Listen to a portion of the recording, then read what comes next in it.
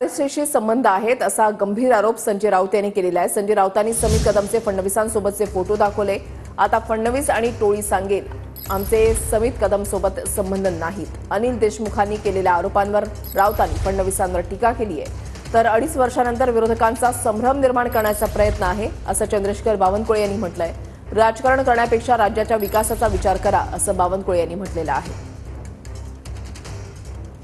अनिल देशमुख यांना जो सुमित कदम नावाचा मिरजेचा एक लायझनिंग करणारा माणूस भेटला, आता फडणवीस आणि त्यांची टोळी सांगेल आमचा काही संबंध नाही, आमचा त्याचा काही संबंध नाही, हा त्याचा संबंध आहे। हा मिरजेतला तरुण आहे, आता संघाशी आरक्षणाशी संबंध आहे, भाजपशी संबंध आहे, देवेंद्र फडणवीस यांच्याशी संबंध आहे, हे आपण पाहिलं असतं।